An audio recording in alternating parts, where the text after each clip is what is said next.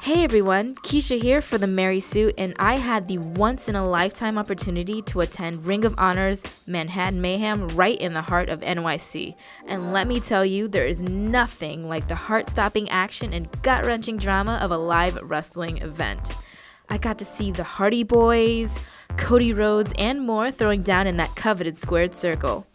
I also got up close and personal with badass women like Mandy Leon, Taylor Hendricks, and Jenny Rose about why they love this business and how women's wrestling has grown over the last few years.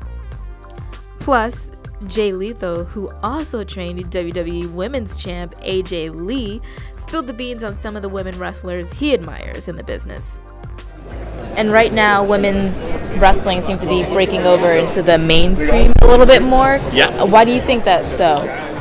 I think women's wrestling is now breaking into the mainstream more because I think now we're actually starting to focus on the women. I think before we kind of viewed them, or wrestling as a whole viewed them as a certain way, like they're so beautiful to look at. But now I think we're looking more into it and seeing that they actually can wrestle very well, just as good as the guys can. And I get to see that firsthand as I get to train some of the women in the Tampa, Florida area anyway. I remember growing up, two of my favorite wrestlers, I'm not even going to say two of my favorite female wrestlers, I'm going to say two of my favorite wrestlers were Molly Holly and Victoria. They were two of my favorites.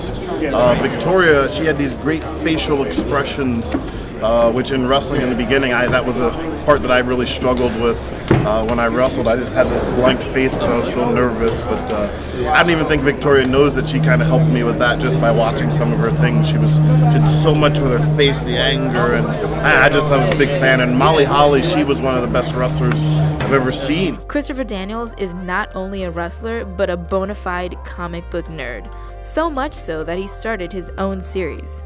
The first comic that I wrote was Christopher Daniels and Kazarian Russell All Yeah Comics, in a collaboration with Art Balthazar and Franco, who are the Eisner Award-winning artists behind Tiny Titans and Superman Family Adventures for DC, Itty Bitty Mask and Itty Bitty Hellboy for Dark Horse, and they're currently writing an Itty Bitty Archie for Archie Comics.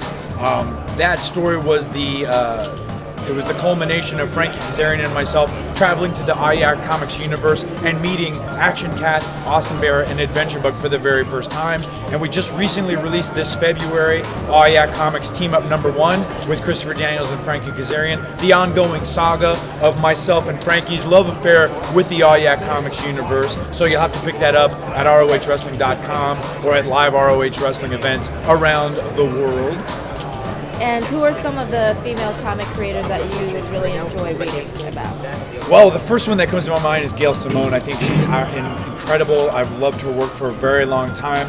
I also enjoy Shauna and Julie Benson, the ladies behind Batgirl and the Birds of Prey. I think that Joelle Jones is very talented. I like Chelsea Kane, and I enjoyed her Mockingbird series that just recently went on. Believe it or not, I'm a big fan of the Unbeatable Squirrel Girl and Erica Henderson's art. So, I mean, these are ladies that I think are very talented, are certainly making their name. Kate Leth, who writes Hellcat as well. These are all ladies that are making their name in the comic business and really showing that there's a lot of talented ladies out there that are doing great work. It was a night of fun, drama, and lots of mayhem. While it was nice to be close to the action, don't expect me to get into the ring anytime soon. Until next time, this is Keisha Hatchett reporting for the Mary Sue.